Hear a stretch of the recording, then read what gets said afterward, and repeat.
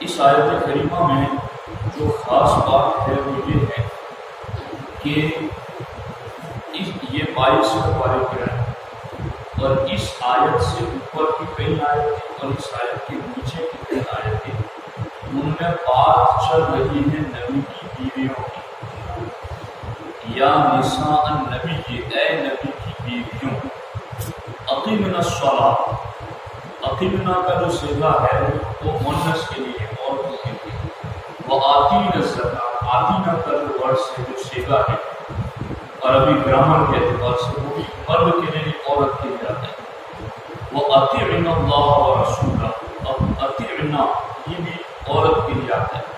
اس طرح سے اوپر سے کئی آیتوں میں انما یرید اللہ والی آیت سے کئی آیت اوپر سے اور اس کے بعد نیچے آیتوں میں ذکر پورا نبی کی بیویوں کا چل رہا ہے۔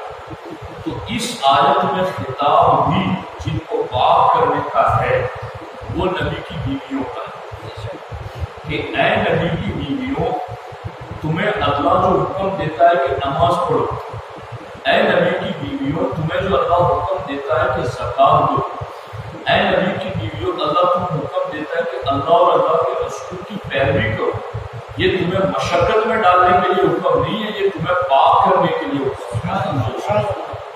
تو یہ اس آیت کا ربط ہے کہ یہ نبی کی بیویوں کو حکم دیا جا رہا ہے، لیکن اس میں حضرت مولا پاک رضی اللہ تعالیٰ عنہ، حضرت خاتون جنت سیدہ فاطمہ الزہرا رضی اللہ تعالیٰ عنہ اور امام حسن اور امام حسین وہ اس آیت میں ڈائریکٹ مخاطب نہیں تھے، ڈائریکٹ جب بات ہو رہی تھی کہ اے لوگوں یہ کرو تو وہ ڈائریکٹ خطاب نبی کی بیویوں سے تھا۔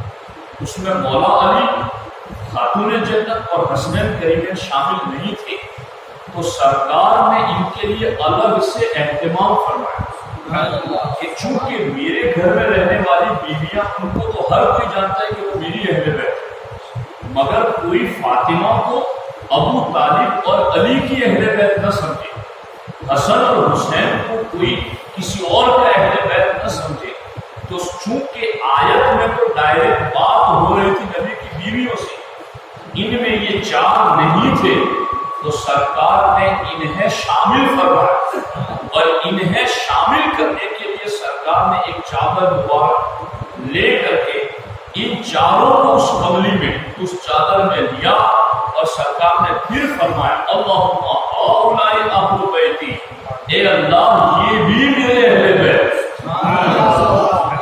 فاذھب عنہم الرجس، اے اللہ ان سے بھی ہر قسم کی پلیدی کو دور کر۔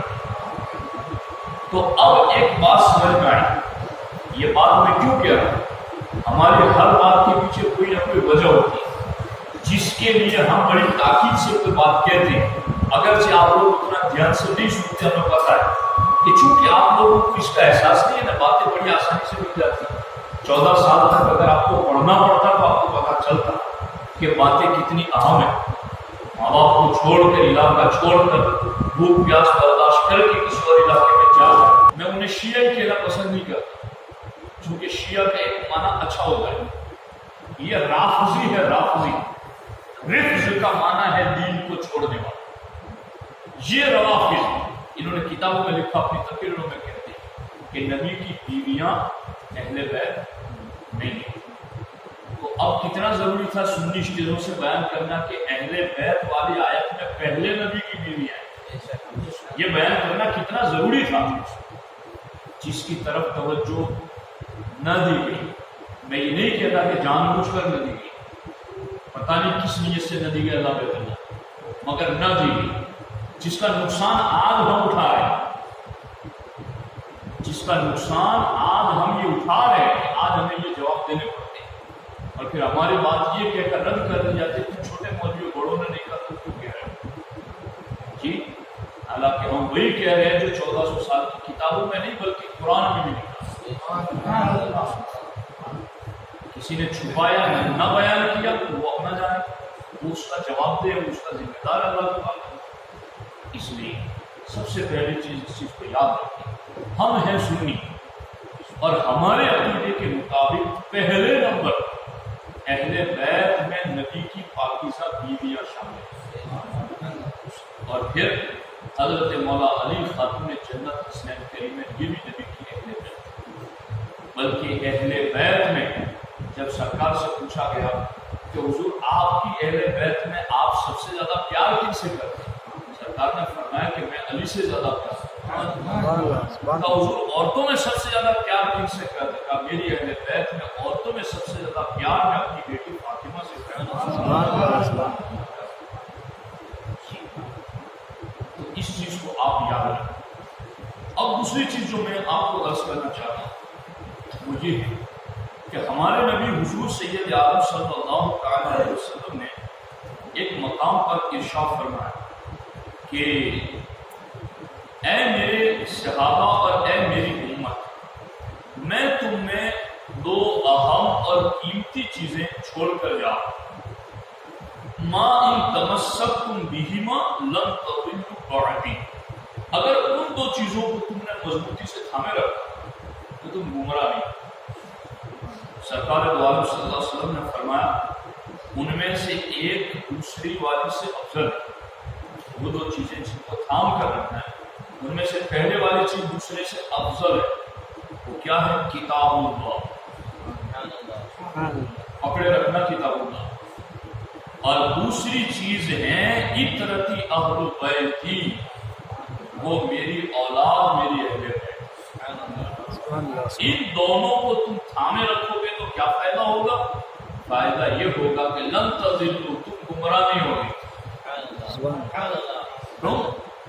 گمراہ نہیں، گمراہ کا مطلب، گمراہ ایک بولا جاتا ہے نا ورڈ، لیکن حقیقت میں گمراہ کا معنی ہے گم، یہ دو لفظ گم اور راہ، راستہ بھٹکا ہو، یعنی صراط مستقیم کا کیا معنی؟ سیدھا راستہ جی۔ تو گمراہ کا مطلب ہے راستہ بھٹک گیا، یعنی صراط مستقیم چھوڑ گیا، حق کا راستہ چھوڑ گیا، یہ اس کا معنی۔ اب سرکار فرماتے ہیں جس نے قرآن اور اہل بیت کو چھوڑ دیا اس نے سیدھا راستہ چھوڑ دیا، اس نے سیدھا راستہ چھوڑ دیا۔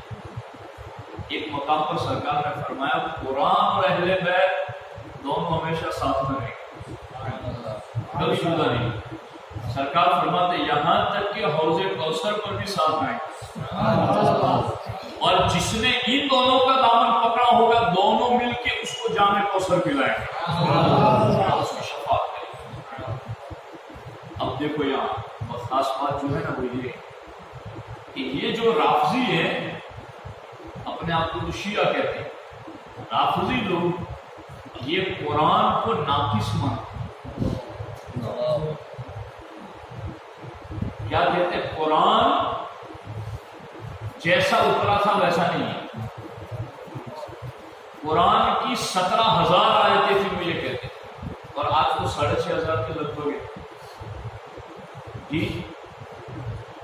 تو 3 حصوں میں سے 2 حصے قرآن میں، انہیں کیا پتا کہ جس قرآن کی اللہ حفاظت کرے اس کی آیت کو کیا زبر زیر بھی نہیں بدلتی، مگر یہ ہے یہودیوں کی پیداوار۔ یہودی اپنی کتابیں سنبھال نہ سکے، تورات اور انجیل، یہود اور نصرانی بدل دیا انہوں نے ایک گروپ مسلمانوں میں ایسا پیدا کیا جو ان کی بولی بول کر کہے کہ ہماری کتابیں تمہارا قرآن کہتا ہے کہ بدل گئی تو تم کلمہ پڑھ کے کہو کہ قرآن بھی بدل گیا۔ سمجھ آ رہی؟ یہ رافضی قرآن کو ناقص مانتے، قرآن مکمل نہیں ہے۔ میں یہ کہتا ہوں یہ کوئی قرآن ہندوستان کی پروڈکٹ ہے، پوری دنیا میں جہاں پہ کلمہ پڑھنے والا مسلمان ہے اس کے پاس یہی قرآن ہے جو ہندوستان والے، زبر زیر کا بھی کوئی فرق نہیں جی۔ یہ ہے اب یہ کیا کہہ رہے یہ ناقص ہے، وہ جو کہ خود ناقص ہے وہ قرآن کو کیا کہے جی۔ تو ایک چیز یاد رکھو یہ چیز۔ دوسری چیز ہے اطرۃ اہل بیتی، ایک تو انہوں نے قرآن کو ناقص مانا، تو جو ہے آپ قرآن کو ناقص مانا، دوسرا اہل بیت کو بھی ناقص مانا ہے چونکہ نبی کی بیویوں کو خارج کر دیا جی۔ تو اللہ نے تو یہ کہا تھا جو دونوں کو پکڑے گا وہ جنت تک جائے، جس نے دونوں کو چھوڑ دیا، سرکار نے تو یہ کہا تھا نا لن تضلوا بعدی، ان دونوں کو پکڑو گے تو گمراہ نہیں ہوگے، جس نے دونوں کو چھوڑ دیا وہ گمراہ راہ بھٹک گئے، حق چھوڑ گئے۔ اب یہاں دوسری بات، یہ تو ہو گیا رافضیوں کا معاملہ، اب معاملہ آ گیا خارجیوں کا۔ خارجیوں میں کون کون آتے؟ سارے دیوبندی، سارے اہل حدیث کے سارے جو کوئی اہل بیت کو نہیں مانتے وہ سارے خارجی، جو کوئی اہل بیت کو نہیں مانتا وہ خارجی۔ انہوں نے کیا اپنی کھلایا جناب؟ انہوں نے کتابوں میں لکھا کہ حضرت امام حسن پاک حسین پاک رضی اللہ تعالیٰ عنہ کربلا حق کے لیے نہیں حکومت کے لیے گئے، حکومت کے لالچ میں گئے۔ انہوں نے لکھا کہ امام حسین باغی تھی۔ ایک بات بتاؤں یہاں، سرکار ہجرت کی رات چلے تھے مکے سے، جب مدینے میں داخل ہوئے تو 2 رویہ صفوں میں سارے صحابہ کھڑے ہوئے، ہر کوئی جب حضور کی سواری کسی کے گھر کے آگے سے گزرتے ہر کوئی ہاتھ جوڑ کے کہتا حضور آپ میرے مہمان بنیں، وہ میرے مہمان بنیں۔ سرکار نے اس اونٹنی کی نکیل چھوڑ دی، اس کے کندھے پر رکھ دی، اور سرکار نے فرمایا خلوا السبیل، اس کا راستہ چھوڑ دو، فإنها مأمورة من اللہ تعالی، میری بیوی اللہ کے حکم سے چلتی، اسے پتا ہے کہ اس نے کہاں بیٹھنا ہے، اسے پتا ہے اس کی منزل کون سی ہے۔ جس اونٹنی پر نبی قدم رکھ دے وہ اونٹنی بھی راستہ نہیں بولتی۔ حسین کو تو حضور نے کندھے پر بٹھایا، وہ راستہ کیسے بھول جائے، وہ حق کو کیسے بھول جائے؟ وہ جو انہیں بھولنے والا کہے وہ دین بھول گیا، وہ جو انہیں باغی کہے وہ خود دین کا باغی، جو انہیں دین کے خلاف خروج کرنے والا کہے وہ خود خارجی ہے۔ اس لیے نہ ہم ان رافضیوں میں ہیں، نہ ان خارجیوں میں ہے، ہم ہیں پکے پکے سچے صوفی۔ سبحان اللہ، بے شک، الحمدللہ الحمدللہ۔ نہ ان رافضیوں کی طرح قرآن کو ناقص مانتے اور اہل بیت کو ناقص مانتے، نہ ان خارجیوں کی طرح ہم اہل بیت کی توہین کرتے ہیں۔ ہم قرآن کو بھی کامل مانتے ہیں اور اہل بیت کو بھی اپنے سروں کا تاج مانتے ہیں۔ یہ ہم اہل سنت ہیں۔ اب اگلی بات خاص طور پر آپ سے کروں اور وہ یہ ہے کہ چونکہ میری اور آپ کو یہ نہیں کہا گیا کہ ان کو اور قرآن کو تھامے رکھیں، کوئی ملک برادری، کوئی شیخ برادری، کوئی پٹھان برادری، کسی کو قرآن کے ساتھ جوڑ کر ہی نہیں کہا کہ قرآن اور اس کو تھامے رکھیں۔ کیا کہا گیا؟ قرآن اور اہل بیت۔ کیوں کہا گیا؟ اس لیے کہ ایک طرف تم قرآن کو پڑھو اور دوسری طرف مولا علی کی زندگی، ایک طرف تم قرآن کو پڑھو، دوسری طرف خاتون جنت سیدہ فاطمہ الزہرا کی زندگی پڑھو، ایک طرف قرآن پڑھو، امام حسن امام حسین کی زندگیاں پڑھو، ایک لمحہ ان کا قرآن سے ہٹا ہوا نظر نہیں آتا۔ سمجھ آئی بات؟ اچھا، قرآن کی آیت پڑھ دیتا ہوں تو ترجمہ کر کے مختصر تشریح کرتا ہوں۔ 22 پارے میں یہ آیت ہے، وَمَن يَقْنُتْ مِنكُنَّ لِلَّهِ وَرَسُولِهِ وَتَعْمَلْ صَالِحًا نُؤْتِهَا أَجْرَهَا مَرَّتَيْنِ۔ اس کا ترجمہ یہ ہے کہ اے نبی کے اہل بیت، تم میں سے جو کوئی نیکی کرے گا تو تمہیں دوہرا اجر ملے گا۔ یعنی میں اور آپ اگر کوئی نیکی کرے تو ہمیں سنگل اجر ملے گا، اور نبی کی اہل بیت اگر نیکی کرے تو اسے دوہرا، یعنی ہمیں ایک اچھے کام پر 10 نیکیاں ملتی ہے، تو نبی کی اہل بیت میں اگر کوئی نیکی کرے تو اسے 20 نیکیاں۔ سمجھ آئے؟ اسی لیے حضرت جعفر طیار رضی اللہ تعالیٰ اور حضرت سیدنا زید بن حارثہ رضی اللہ تعالیٰ، یہ دونوں ایک ہی جنگ میں شہید ہوئے، جنگ موتا میں۔ جب جنگ لڑی جا رہی تھی تو ان کا ہی نقشہ حضور نے مدینے میں بیٹھ کے بتایا کہ اب یہ شہید ہوئے، انہوں نے جھنڈا دیا، یہ شہید ہوئے، انہوں نے جھنڈا دیا، پورا لمبا واقعہ۔ وہ دونوں حضرت زید اور حضرت جعفر بن طیار دونوں ایک ہی جنگ میں شہید ہوئے، اور دونوں اپنے اپنے وقت میں سپہ سالار، پوری فوج کے سپہ سالار۔ جعفر کی شہادت ہوئی، پھر زید نے جھنڈا لیا، دونوں سپہ سالار، دونوں ایک جنگ میں، دونوں حضور کے صحابی، دونوں اللہ کی رضا کے لیے کٹ گئے اور شہید ہو گئے۔ مگر حضور کی بارگاہ میں جبریل علیہ السلام ہے، اور حضور علیہ السلام کی بارگاہ میں کہا حضور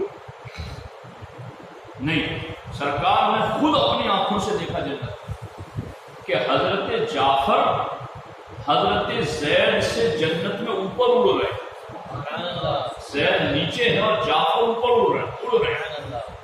سرکار نے جبریل کو طلب کیا، جبریل ادھر آؤ، اور جبریل سے پوچھا جبریل کیا بات ہے؟ دونوں میرے ساتھ، دونوں مخلص، ایک جنگ میں ایک عہدے پر دونوں شہید ہوئے، لیکن زید کا درجہ جنت میں نیچے، جعفر کا اوپر، اس کی وجہ کیا ہے؟ حضور جعفر کا درجہ اللہ نے جنت اس لیے بلند کیا کہ وہ آپ کی اہل بیت میں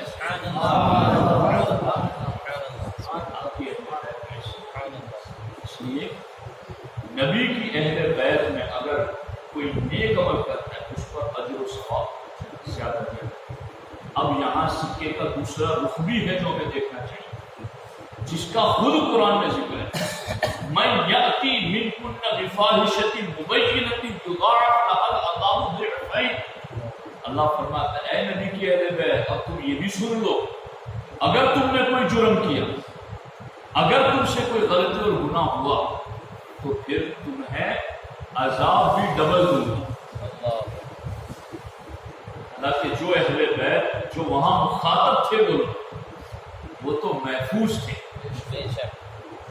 جی اللہ نے ان پر اپنی حفاظت کی چادر ڈال دی، انہوں نے کوئی گناہ کیا نہیں، انہوں نے کوئی برائی جرم کیا نہیں، مگر اللہ تبارک و تعالیٰ نے چونکہ ان کی شایان شان یہ تھا، اس لیے اللہ نے فرمایا کہ اگر تم سے کچھ اس طرح کی چوک ہوئی تو تمہیں عذاب بھی پھر ڈبل دوں گا، چونکہ تمہیں میں نے قرآن کے ساتھ جوڑ دیا، تمہیں دیکھ کر لوگ دین سیکھیں گے، تو اب اگر تم سے کوئی غلطی ہو گئی تو پھر لوگوں میں دین کا اثر کیا پڑے؟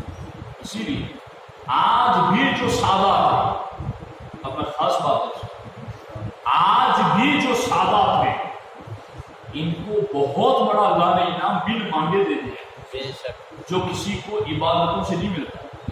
کوئی 1000 رکعتیں روز پڑھے پھر بھی اس کا نسل سید نہیں بن سکتا۔ اگر اللہ نے ان پر فضل و کرم کر کے نبی کی نسل میں رکھ دیا ہے تو پھر انہیں بھی قرآن پر عمل کرنا چاہیے، ان کی زندگی بھی قرآن کے سانچے میں ڈلی ہوئی ہونی چاہیے۔ اس لیے یہ ہے نبی کی اہل بیت، نہ ہم رافضی نہ ہم خارجی۔ اب ان لوگ ہمیں کہتے ہیں کبھی کبھی مولانا تم بڑے شدت پسند ہو، بڑے کڑک، معاشرے میں رہنا ہے، سب ساتھ میں رہنا ہے، اور ایسی بھی تو کوئی بات ہوتی ہے یار اتنا زیادہ۔ میں کہتا ہوں جو قرآن کو ناقص مارے اس سے کیا کریں جی؟ جو حسین پاک کو باغی لکھیں اور پھر آپ یہ کہیں کہ بھئی اب یہاں جو لوگ رہتے ہیں وہ تھوڑی باغی کہتے ہیں جی۔ تو میں تمہیں قرآن پڑھ کے سمجھاؤں، قرآن میں جب جو یہودی مکے میں تھے نا، جب قرآن اتر رہا تھا مدینے میں، اس وقت جو یہودی تھے اللہ نے فرمایا وَيَقْتُلُونَ النَّبِيِّينَ بِغَيْرِ الْحَقِّ، حبیب یہ یہودی نبیوں کو ناحق قتل کرنے والے۔ تو کیا مدینے کے یہودیوں نے کسی نبی کو قتل کیا؟ انہیں کیوں کہا گیا کہ تم نبیوں کو ناحق قتل کرنے والے؟ مدینے میں تو حضرت اسماعیل علیہ السلام کے بعد حضور تک کوئی نبی آیا ہی نہیں ہوا۔ تو یہ جو مدینے میں یہودی آباد تھے انہوں نے کس نبی کو قتل کیا کہ انہیں یہ کہا گیا کہ تم نبیوں کو ناحق قتل کرنے والے ہو؟ تفسیر میں لکھا گیا انہوں نے تو نبیوں کو ناحق قتل نہیں کیا مگر ان کے باپ دادا نے قتل کیا، اور وہ ان کو حق مانتے تھے۔ تو غلطی کو حق ماننے والا بھی غلطی میں مبتلا، جرم کو جرم نہ ماننے والا بھی مجرم ہے، گنہگار کو گنہگار نہ ماننے والا بھی گنہگار۔ تو جو کوئی لکھ گیا سو لکھ گیا، مگر آج اگر کوئی کہتا ہے نہیں اس مسلک کے جتنے علماء وہ ٹھیک ہے تو پھر جرم میں برابر کے شریک رہے گی۔ یہی ہے وَيَقْتُلُونَ النَّبِيِّينَ، یہ پہلے مقام۔ اس لیے اس چیز پر توجہ کی ضرورت ہے، سنی عقیدہ جانو، سنی عقیدے پر عمل کرو۔ میں کبھی یہ نہیں کہتا ہوں، نہ میں اس کا حق رکھتا ہوں کہ آپ لڑو، آپ جھگڑا کرو، ہمیں اس چیز کی اجازت ہمارے دین میں نہیں دی، مگر کم از کم اپنے گھر میں اپنا دین تو بچائے۔ ہمیں کون روکنے والا ہے؟ لوگ کہتے ہیں یار مولانا ایسا نہیں چلتا۔ ارے بھائی تجھے کون کہہ رہا ہے کہ تو اپنے گھر میں لے جا کر کسی کو نماز پڑھا، مگر کم از کم اپنے گھر میں رہ کر سنی عقیدے کی تو حفاظت کر۔ اپنے دین پر قائم رہنے میں کیا حرج ہے؟ باطل پرستوں کو دیکھو اپنے مذہب پر کتنے مضبوط ہیں، جھوٹے ہو کر اتنے مضبوط ہیں۔ کچھ تو سبق ہمیں ان سے بھی سیکھنا چاہیے۔ اس کی بنیاد لاسٹ بات بد مذہبیت کے پھیلنے کی بنیاد ہے ان سے رشتہ داری۔ ہم نے ایسے بہت سارے لوگوں کو دیکھے جو پکے سنی تھے، مگر بیٹی لے آئے یا بیٹی دے دی، اب انہیں سنیت میں کیڑے نظر آنے جی یہ سنی مولوی تو یار اچھے نہیں کیا، یہ بڑے سخت ہے۔ ہم کہتے ہیں پھر قرآن کو تو پڑھو تو قرآن بھی تمہیں سخت نظر آئے تو کیا کرو گے قرآن جی؟ اس لیے اپنے عقیدے پر جمے رہو، اور صرف محرم کے 10 دن حسینی نہیں، زندگی کی آخری سانس تک کے پکے حسینی بنتے۔ ہماری کئی مسجدوں میں تو یہ بھی ہوتا ہے کہ کوئی تعزیے کے خلاف امام بولے تو اس امام کو نکال دیا جاتا ہے۔ میں کہتا ہوں پھر تمہاری دوستیاں ان وابیوں کے ساتھ جنہوں نے امام حسین کو باغی لکھا، تو پھر تمہیں کہاں سے نکال دیا جائے؟ تمہیں بھی تو پھر ٹرسٹ سے نکالا جائے جی۔ اگر امام کوئی جرم کی بات پر روک رہا ہے تو اس کو نکال کر تمہارا کیا؟ اس لیے ساتھیو دین دین ہے، ہم صرف بولنے کے نہیں کردار کے حسین بنے، اب کے سچے اہل بیت کی محبت کے ساتھ ان کی زندگی کو پڑھیں، اپنی عورتوں کو اس خاتون جنت کی سیرت پڑھیں، ازواج مطہرات کی سیرت عمل کا جذبہ پیدا ہوگا۔ اللہ تبارک و تعالیٰ مقبول سنی دعوت اسلام کو عطا کرے، عرض یہ شاکر تمہارا یا